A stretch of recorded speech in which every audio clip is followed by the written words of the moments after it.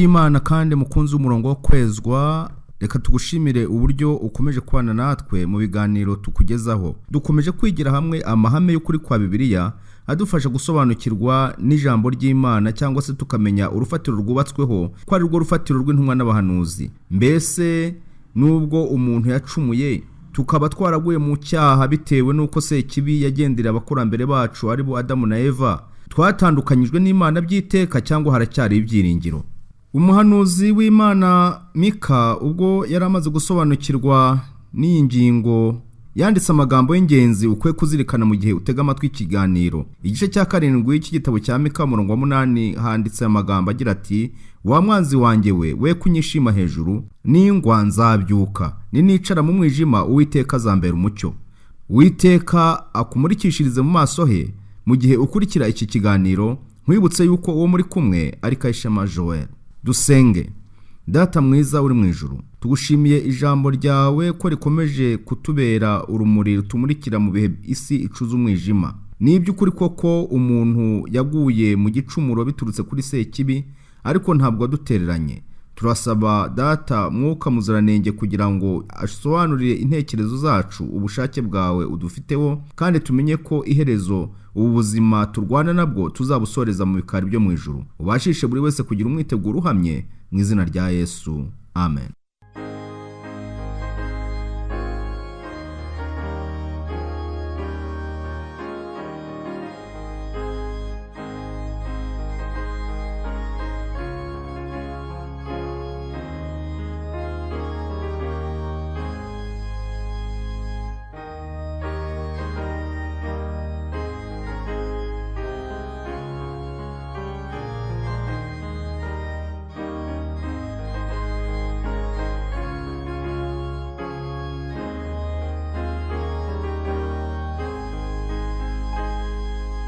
Ninde muntu waba yarigeze ahura n'icyorezo cy'indwara mu myaka cyangwa se mu murima aho ahinga imyaka, wenda ikaraba cyangwa se ikuma, kandi atari igihe cy'impeshyi cyangwa se igihe cy'izuba, cyangwa se imyaka ikagaragara nk'iyeze kandi atari igihe cyo kwera, bitewe n'uburwayi cyangwa se n'icyorezo runaka gishobora kuba cyateye? Hari uwaba yarigeze ahura n'ingorane nk'iyo? Ahari menya byagorana kumubona.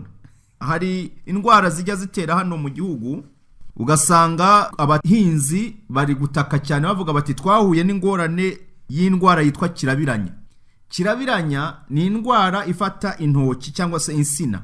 Noneho ugasanga insina ubwayo imeze nk'iyakubiswe n'inkuba. Ikintu cyakubiswe n'inkuba iyo ari igiti kiruma, amababi yacyo agahunguka. Yaba ari insina iyo yakubiswe n'inkuba, amakoma agahinduka amashara rwose. Noneho insina yahuye n'iyo ndwara ya kirabiranya, ntabwo kirabiranya ifata mu makoma hejuru cyangwa se ngo igende ijye mu mwano w'insina, ahubwo kirabiranya ni indwara igenda igahera hasi mu nsina mo hasi rwose, icyo nakwita ko ari igitsinsi cy'insina, ndetse ikagenda ikazamuka igafata no mu mwumba, mu mutima w'insina ubwayo, ku buryo igikorwa cyose cyakorwa wibwira yuko ukokoye insina ukavanaho amakoma, ntabwo byakwirukana kirabiranya. Biba bisaba kugira ngo iyo ndwara irwanywe mu buryo bwimbitse cyane, bahereye mu muzi, ni ukurandura insina yamaze kwangizwa n'iyo ndwara, igatabwa cyangwa se igatwikwa igakurwaho, ku buryo iyo ndwara idakomeza kugenda iva ku nsina imwe ijya no ku yindi. Hari n'uburyo abantu bajya bashakashaka bagakora ubushakashatsi bakavuga bati niba tubona umugezi, ntabwo uyu mugezi ushobora kuba uriho wonyine utagira isoko.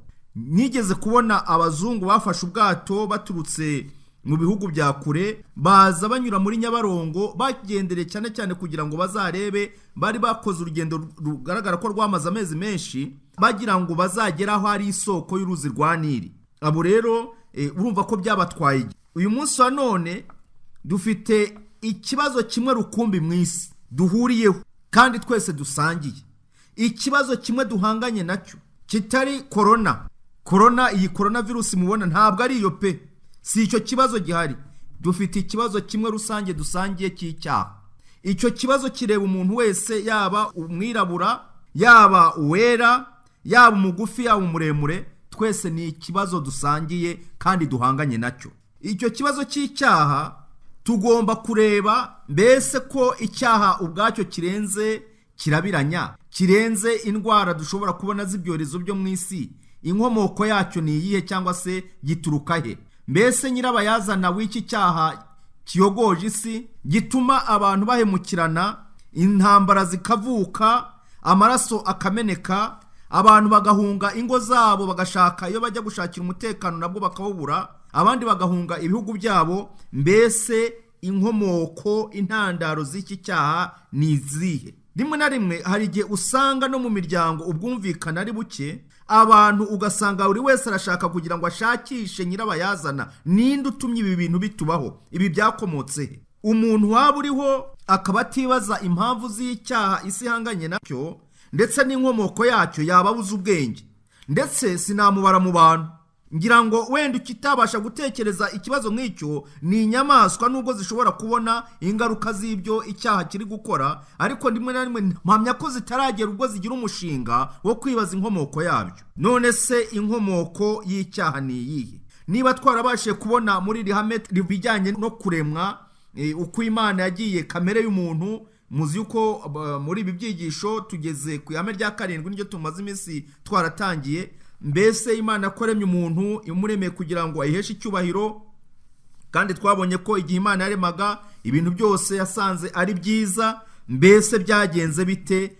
Imana yo muremye ni nayo nkomoko y'icyaha, cyangwa se icyaha gifite uko cyaje?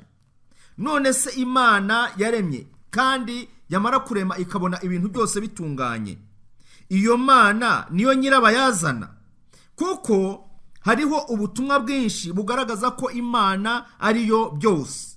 Iyo umuntu ahuye n'ibibazo, umuntu akaba asinziriye cyangwa apfuye, usanga rwose hari ihame rivuga ngo yitabye Imana. Ubwo bikaba bigaragara ko Imana ari imwishe imukumbanyije, ndetse hariho n'abavuga bati yamukundaga n'ubundi yari mukeneye nimwijyanire. Mbese Imana niyo yica, niyo nkomoko y'icyaha, ku buryo n'ingaruka z'icyaha n'ibibazo icyaha gitera byose bigerekwa ku Mana. Ndetse hari imigani myinshi ibaho igenda igaragaza yuko Imana ariyo nyirabayazana, ariyo ibasha guteza ibyago, ikaba ari nayo ibasha kubivanaho. None se ni nayo yazanye icyaha, niyo nkomoko y'icyaha? Bibiliya igaragaza ko Imana ari iyera muri kamere yayo. Ibi ngibi tubibona mu gitabo cy'umuhanuzi Yesaya igice cya 6:3, aho Imana ubwayo, ijambo ry'Imana rivuga ngo umurimo wayo uratunganye kuko inzira zayo ari izo gukiranuka. Ni Imana y'inyamurava itarimo gukiranirwa, ica imanza zitabera, iratunganye. Nuvuga ngo iyo Mana ni Imana yera, ni Imana ikiranuka. Ibyanditswe byera haba mu gutegeka kwa 2:32-4 naho hakomeza gushimangira yuko Imana nta gukiranirwa kwirangwamo. Niba rero nta gukiranirwa kurangwa mu Mana, no kuvuga ngo niyo nkomoko, niyo soko yo gukiranuka, ntabwo yaba ari nayo nyirabayazana w'icyaha. Urwandiko rwanditswe na Yakobo igice cya 1 umurongo wa 12 ndetse n'umurongo wa 13 watubwira ngo iki? Hahirwa umuntu wihanganira ibimugerageza. Yewe Bibiliya tushima Imana ko Imana yahaye intumwa n'abahanuzi ubutumwa buduhumuriza, budukomeza, ngo hahirwa umuntu wihanganira ibimugerageza, kuko namara kwemerwa, ahari birashoboka yuko nawe turi kumwe waba ufite ikigeragezo uhanganye nacyo, ariko biravuze ngo hahirwa umuntu wihanganira ibimugerageza. Nyuma yaho bizagenda biti? Kuko namara kwemerwa azahabwa ikamba ry'ubugingo. Umuntu yemerwa ryari? Ari uko yamaze kwihangana, nuko yabaye umuneshi. Iry'Imana yasezeranije abayikunda. Ariko umurongo wa 13 noneho ukagaruka kuri yangingo turiho. Umuntu niyoshwa gukora ibyaha, ye kuvuga ati Imana niyo inyohesha. Umuntu akabagambire gukora ibibi, yarangiza ati Uwiteka yambwiye ngo, Uwiteka aravuze ngo, kandi atari Imana yabivuze. Umuntu niyoshwa gukora ibyaha, ye kuvuga ati Imana niyo inyohesha. Impamvu ni iyi: kuko bidashoboka ko Imana yoshwa n'ibibi, cyangwa ngo nayo igire uwo ibyohesha. Ntabwo Imana ibasha koshwa n'ibibi, nta nubwo Imana ishobora kuba yagira umuntu yoshya ngo nakora ibibi. Ibyo rero biduhamiriza ko icyo birivuga ari ukuri. Imana ni yera kandi irakiranuka. Ndetse umugabo witwa Yobu tubona mu gitabo cya Yobu igice cya 34 umurongo wa 10 aho avuga ngo ntibikabeho ko Imana ikora ibyaha, nishobora byose ngo ikore ibyo gukiranirwa. kuko bidashoboka ko Imana yoshwa n'ibibi cyangwa ngo igire ubyohesha nk'uko tubonye Yakobo yabivuze. Kandi Zaburi ya 5:5 na Zaburi ya 11:5 hagaragaza ko Imana yanga icyaha urunuka. Ibyaremwe n'Imana bya mbere nk'uko Bibiliya yabitugaragarije mu Itangiriro igice cya mbere umurongo wa 31, tubona yuko Imana yavuze ngo ni byiza, byari byiza cyane. Aho kuba nyirabayazana w'icyaha rero, Uwiteka abera abamwumvira bose umuhesha w'agakiza kadashira. Amen. Abaheburayo igice cya 5:9. Ni ukuvuga ngo Imana aho kugira ngo ibe nyirabayazana w'icyaha, ahubwo yo izanira agakiza abayumvira, izanira agakiza abantu bemera kugendera mu bushake bwayo, kandi agakiza katara ku mwanya muto, ahubwo ni agakiza k'iteka ryose. Niba ari uko bimeze rero, Imana akaba atari yo nkomoko y'icyaha, akaba atari yo nyirabayazana w'icyaha, kandi Imana ikaba itoshwa n'ibibi, kandi ikaba idashobora koshya umuntu ngo akore ibibi, ndetse n'ubikoze akaba atagomba kuvuga ngo ni Imana ibinteye, ni Imana itumye nkora ibi. Mbese noneho nyirabayazana w'icyaha ninde? Imana yabashaga gukumira icyaha maze ikarema ibibaho bikora gusa ibyo byashyizwemo nk'imashini bita robo. Za robo mu nganda zirahari, babasha kugenda, hari abaziyobora bafite uko basetinzemo porogaramu runaka zikoresha, zikorana n'amakompyuta, ikayibasha kugenda igaterura ibintu, yarangiza bayiterekaho ibintu, hari indi mashini nayiterekaho, ikaza bitwaye ikagenda ikabigeza ahantu runaka bigenewe, yarangiza ikongera igakata igasubirayo. Niko porogaramu bayishyizemo imeze.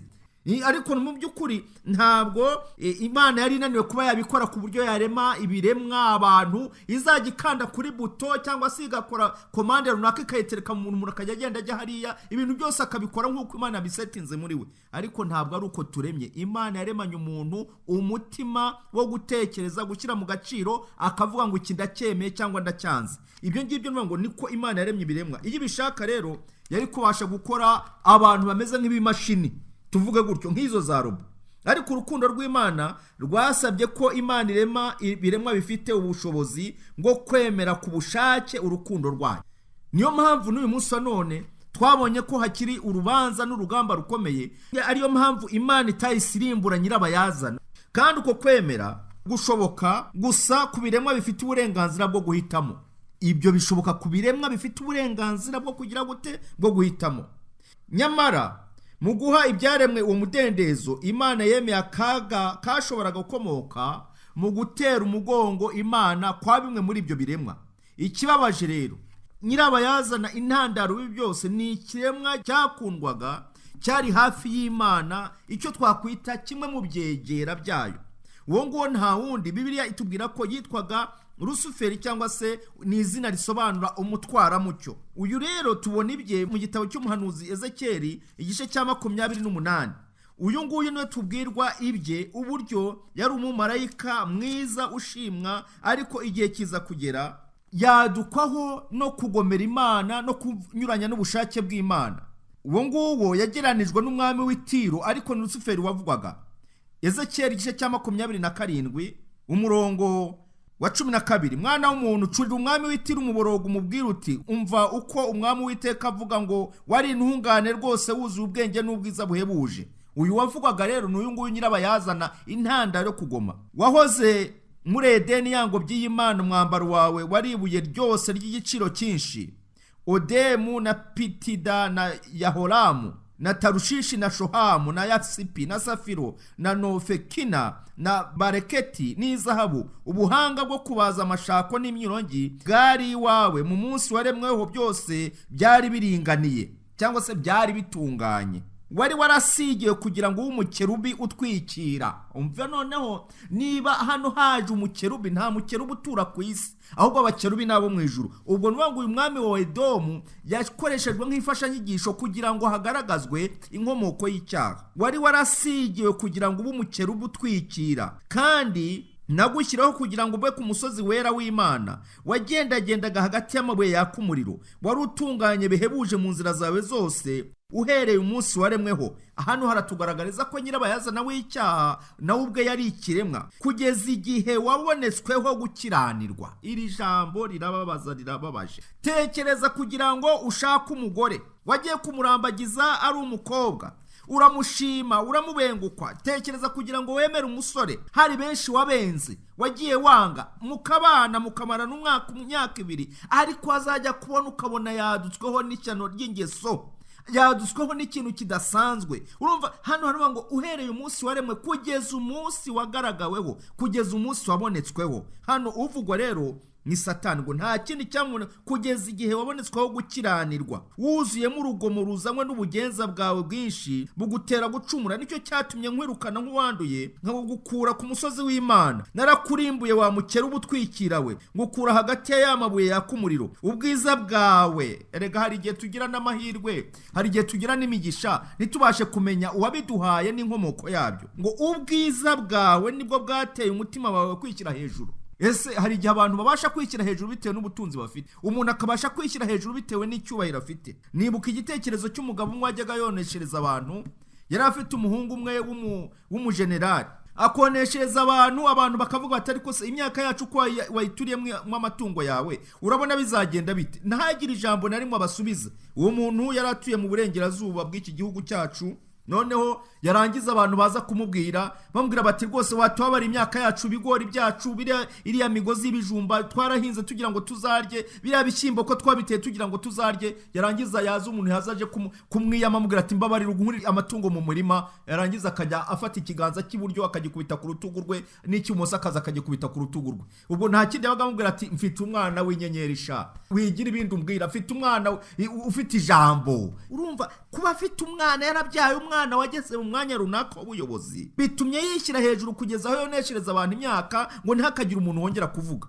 Natwe twisuzume turebe, ese umwanya runaka n'igihe ubona akazi runaka ugasanga abantu bajya gusuhuza nta n'umukivugisha, wabona umwana warabyaye abandi batabagira, ugasanga abandi usigaye bareba ukabasuzugura, waramuka ugize umwenda mwiza n'urugero abandi babuze ibyo kwambara, abandi ukabona ko ntacyo bakivuze. Hano ngo ubwiza bwawe nibwo bwateye umutima wawe kwikira hejuru, kubengerana kwawe niko kononye ubwenge bwawe, nakujugunye hasi ngutangariza imbere y'abami kugira ngo bakwitegereze. Burya rero mubona uru rugamba n'iki cyaha turi kuvuga cyogoje isi, nta kindi kiri kuba n'iki, ngo Imana yemeye ko amahanga yose, abantu bose babona gukiranirwa kwa Satani, ibya Satani bishyirwa ahagaragara kugira ngo natwe duhinduke abacamanza mu rubanza ruri hagati y'Imana na Satani.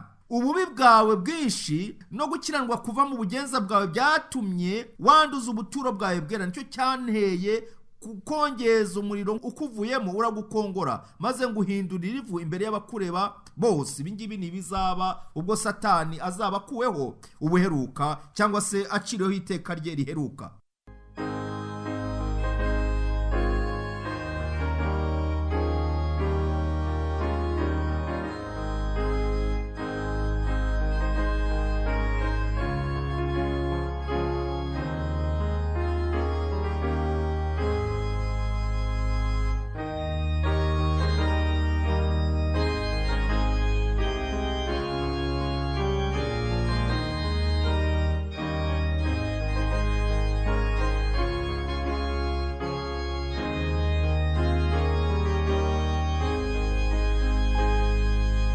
Muntu w'Imana turi kumwe, ijambo ry'Imana rigenda rigaragaza inkomoko y'ikibi. Nyirabayazana yari umukera ubutwikira, uwo ni Lusuferi nta wundi, kubwo kutishimira umwanya yari afite mu ngoma y'Imana.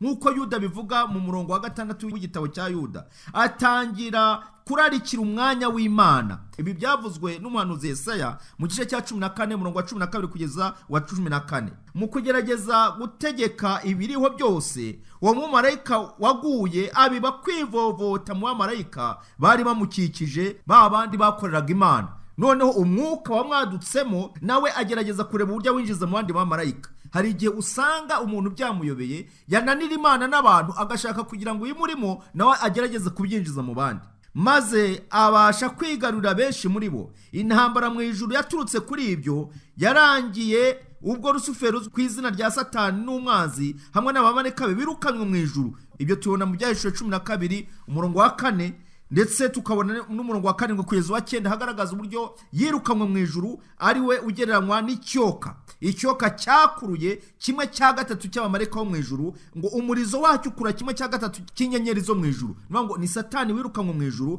ari wahoze ari Lusuferi. Ndetse tubona yuko byanze bikunze muri uko kwirukanwa kwe, nubwo yavuye mu ijuru akazerera amasi, akazenguruka amasi yandi ashakisha ari ibiremwa by'Imana, ashakisha abamuyoboka, ibindi biremwa bikamutera utwatsi.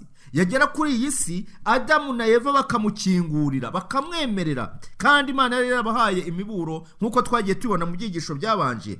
Uyu munsi wa none dukwiye kumenya ko Sekibi ntabwo yigeze atuza, ahubwo aracyashaka abazarimbukana nabo. Ariko nubwo bimeze bityo, ntabwo icyaha inkomoko yacyo ari Imana, ahubwo ngo ni ikiremwa cyigometse ku Mana. Ariko Imana ishaka yuko ibyacyo bijya habona, kugira ngo kurimburwa kwe nikuramuka kubaye hatazagira ikiremwa kijurira. Inkomoko y'icyaha mu nyoko muntu se noneho byagenze biti? Adaciwe intege no kwirukana mu ijuru, uwo mvuga ni Satani, yacuze umugambi wo kuzana abandi mu kwigomeka ku buyobozi bw'Imana. Umugambi we werekejwe ku nyoko muntu yari imaze kuremwa. Ni gute yashoboraga kuyobora Adamu na Eva mu kwigomeka? Bari bari mu isi itunganye, kandi Imana ibaha ibyo bakeneye byose. Igihe yabaremaga bati, mbahaye ibyo kurya, mbahaye isi n'ibiyuzuyemo byose, muzaba batware mu bitegeke, kandi nta kintu bari babuze na kimwe. Ariko noneho arangije abashyiramo umutima mubi cyane, arabwira ati Imana yarabashukaga, yagira ngo mutamera nkayo. Cya gitekerezo Satani yari afite mu ijuru cyo kumva ko nawe yaba umuremyi, yaba nk'Imana, ashaka kukinjiza no mu bindi biremwa, ndetse ashaka kukinjiza no mu nyoko muntu.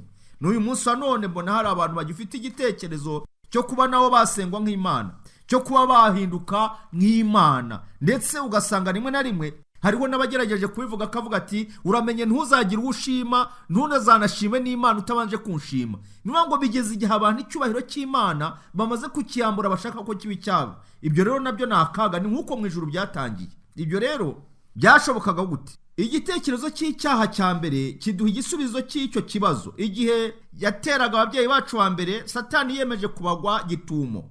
Ubwo yazaga yegera Eva, igihe yari hafi y'igiti cy'ubwenge bumenyekanisha icyiza n'ikibi, Satani yihanze mu nzoka, amubaza ibyerekeranye n'itegeko ry'Imana ryo kubabuza kurya kuri icyo giti. Igihe Eva yemezaga ko Imana yavuze ko nibakiryaho bazapfa, Satani yavuguruje itegeko ry'Imana, aravuga ati reka da, gupfa ntimuzapfa. Areshya amatsiko ye, amubwira ko Imana yagerageje kubabuza ikintu cyiza cyane bendaga kugeraho, kuba nk'Imana. Tubona mu Itangiriro igice cya 3:4-5.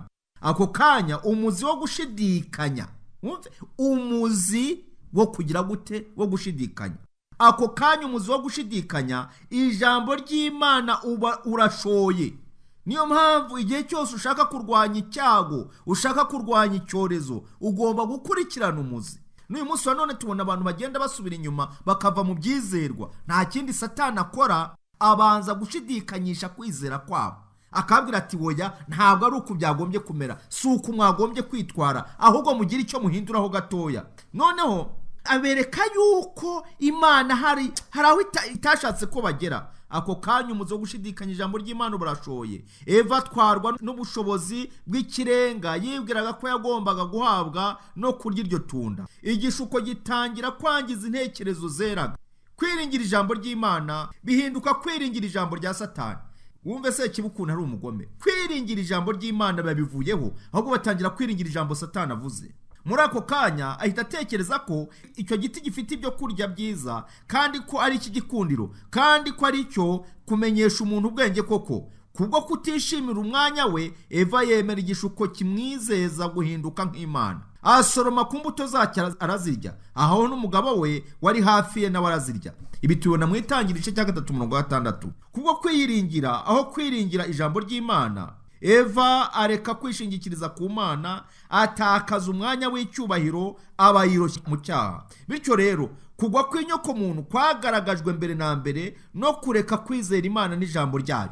Niyo ngo igihe cyose umuntu yaretse kwiringira ijambo ry'Imana, kwizera icyo Imana yavuze, agashaka kugendera mu bindi by'ibihimbano by'abana b'abantu, ndetse n'ibindi Satani ashobora kuzana akongora ibitekerezo bye, uzajya umenya ko kurimbuka k'uwo muntu kwatangiye. Uku kutizera kwabyaye kutumvira. Kutizera kwabyaye kutumvira. Uko kutumvira nako gutera gucika k'umushyikirano wari hagati y'umuntu n'Imana, hanyuma iherezo riba gutandukana kw'Imana n'umuntu. Ni ukuvuga ngo ibyo byabaye shene, byabaye uruhererekane. N'uyu munsi wa none bikaba bikigenda bizengereza isi.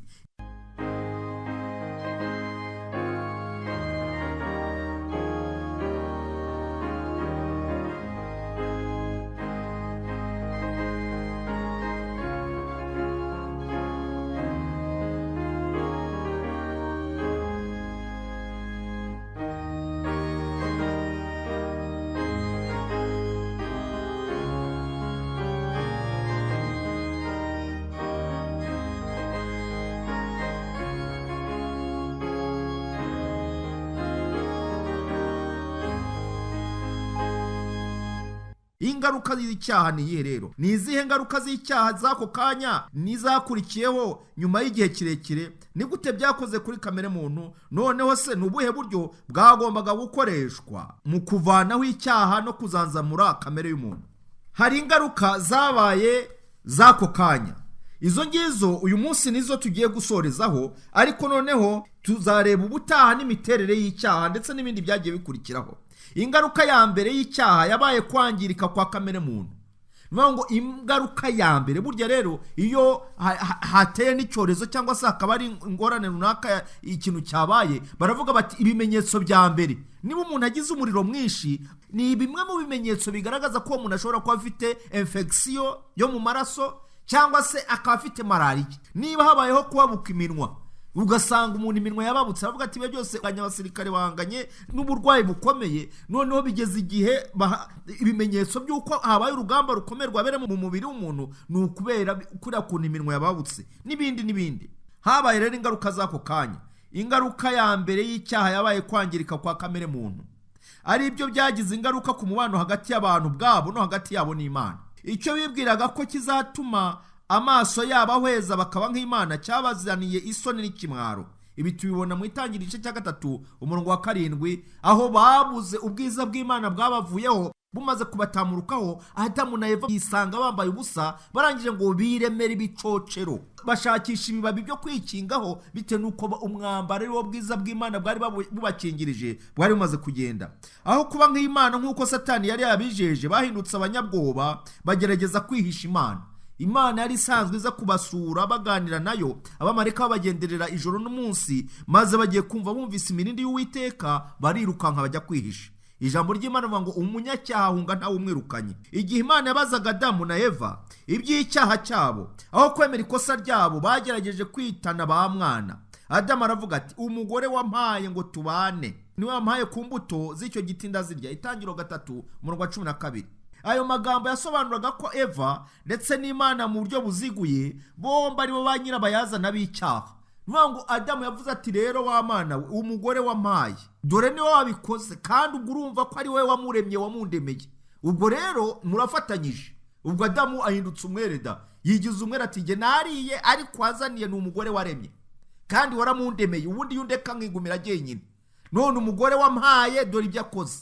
Ubwo rero ngo arimo aragerageza kwikuraho icyaha, ariko se ni Imana yamubwiye ngo abikore? Reka da, ntabwo ariyo. Ayo magambo yasobanuraga ko Eva ndetse n'Imana mu buryo buziguye bombi aribo ba nyirabayazana b'icyaha. Ibi birerekana neza ko icyaha cyari cyangije umubano we n'umugore we, n'umubano we n'umuremyi we. Eva nawe aherereza ikosa rye ku nzoka. Tubibona mu Itangiriro igice cya 3 umurongo wa 13. Ingaruka mbi yakurikiyeho yerekana ko igicumuro cyabo cyari gikomeye. Imana ivuma icyo Satani yari yihanzemo, ari cyo nzoka, yiciraho iteka ryo kuzagikururuka hasi nk'urwibutso ruhoraho rwo kugwa. Imana yiciraho iteka. Bitubona mu Itangiriro 3 umurongo wa 14. Ibwira n'umugore iti, umurongo wa 16, kugwiza nzagwiza cyane umubabaro wawe ufite inda, uzajya ubyara abantu babara, kwifuza kwawe kuzaherera ku mugabo wawe nawe azagutwara. Hari igihe rero usanga uyu munsi wa none hari inkundura mu isi. Mwumve iyo Imana yavuze ibivuze. Niyo ngo Imana yagaragaje ko umugore azajya abyara agahura n'ikibazo cy'ibise, ndetse noneho bigeza n'igihe Imana ivuga iti umugabo azaba umutware kuri wowe. Ntabwo mbere yari gahunda y'Imana ko umugore aba afite umutwara. Urumva kumutwara ni umuyobozi, ni umutwe kuri we. Hano rero Imana iti ibi ngibi byose bibaye ari ingaruka zijyanye no kugomera cyangwa se no kwanga amabwiriza y'Imana. Kandi kubera ko Adamu yumviye umugore we mu cyimbo cy'Imana, ubutaka buravumwe. Adamu yatumye ubutaka buvumwa kugira ngo bwongere umubabaro wa Adamu. Ubwo wumviye umugore wawe ukarya ku giti nakubujije kutazakiryaho, uzaniye ubutaka kuvumwa iminsi yose yo kubaho kwawe. Uzajya urya ibibuvamo ugombye kubiruhira, buzajya bukomeramo imikeri n'ibitovu, nawe uzajya urya imboga zo mu butaka. Gututubikana ko mu maso hawe niko kuzaguhesha umutsima, urinde ugeze ubwo uzasubira mu butaka kuko ari mu wavuwe. Mbega amagambo akomeye ababaje. Urinde ugeze ubwo uzasubira mu butaka kuko ari mu wavuye. Aya ni amagambo ababaje. Ni amagambo rimwe na rimwe n'umuntu aba atifuza kumva. Iyo umuntu akuganirije akageza ubwo yakubwira ati rero ndagira nkubwire ibi ndabikubwiye kugeza ubwo uzapfa, umuntu aba yumva bamubwira bati uzahoraho, uzagumaho iteka, nta kintu kizagukoma imbere, akabwirwa ibyiza gusa. N'abahanuzi b'ibinyoma nuko bazabwira abantu. Ntawe ushobora kukubwira ati rero ndagira ngo ubwire ko nkurikije uko nkubona tegura gupfa kwawe, itegure gupfa kuko nta gihe ugifite. Ahubwo bavuga ati uzabaho, uzagira imigisha, uzamera gutya gutya gutya gutya. Ariko Imana iti bigeze ubwo uzasubira mu butaka. Imana ntabwo ibyayo kikira ngo ise naho igerageza kureba uko isigiriza, oya, ahubwo ikintu kivuga uko kiri. Noneho Adamu urumva ko yazaniye ubutaka kuvumwa. Noneho si n'icyo gusa, ibi tubibona mu Itangiriro igice cya 3 umurongo wa 17 na 19. Muze gukomeza iki gice muzagisome mukitayeho kugira ngo yongere gushimangira ko amategeko yayo adahinduka. Ibi ni by'Imana yagaragazaga kugira ngo umuntu abimenye. Amategeko y'Imana ntabwo ahinduka, ahubwo ntangazwa n'abantu bayahinduye. Mwana mugenda mupunguza mugira ayo muvanaho ku mategeko y'Imana mubivanaye. Ibi byose byabaye kubwo kugira ngo Imana irengere amategeko yayo. Ariko ugasanga umuntu aritera hejuru ngo arahimbaza, aragira ati amategeko y'Imana asiribanga ku mugaragaro. Ni ukwikurura akaga kugira ngo yongere gushimangira ko amategeko yayo adahinduka, no kugira ngo yemeze ko igicumuro cyose kijyana ku rupfu. Imana iravuga iti uri umukungugu, mu mukungugu nimwe uzasubira. Mu gushyirwa mu bikorwa uyu mwanzuro w'urubanza, Imana yabirukanye mu rugo rwabo rwa Edeni. Ntibaba bacyongeye gushyikirana n'Imana imbona nkubone, kandi babuza kwegera igiti cy'ubugingo cyo soko y'ubugingo bw'iteka. Nuko Adamu na Eva baba ingaruzwa mu heto z'urupfu. Ibi tubona mu Itangiriro igice cya 3 umurongo wa 22. Ariko se iri ngiri niryo ryari iherezo ryabo?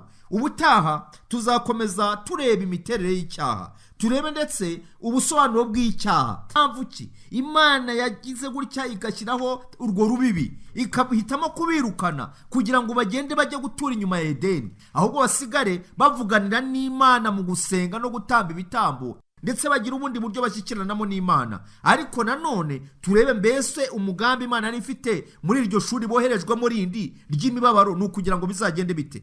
Imana idufashe nshuti turi kumwe kugira ngo kwizera kwacu, gusenga kwacu, imibereho yacu hagati ngaha dusaba Imana kugira ngo twirinde kunyuranya n'ubushake bwayo, kandi twe gufata ibibazo n'ingorane ziriho ngo tubitwerere Imana, ahubwo tumenye ko Imana atari yo soko y'icyaha, nta nubwo ibwayi ibasha gushukwa, nta nubwo igira umugambi wo kugira uwishuka. Ahubwo tubeho turinda hemuka, tugendera mu kuri kwayo, dukiranuka tugendera mu mucyo twamenye, kandi dusaba Imana kugira ngo irusheho kutwagura no kudusubiza mu murongo uko bikwiriye. Imana ibitubashishe mu izina rya Yesu.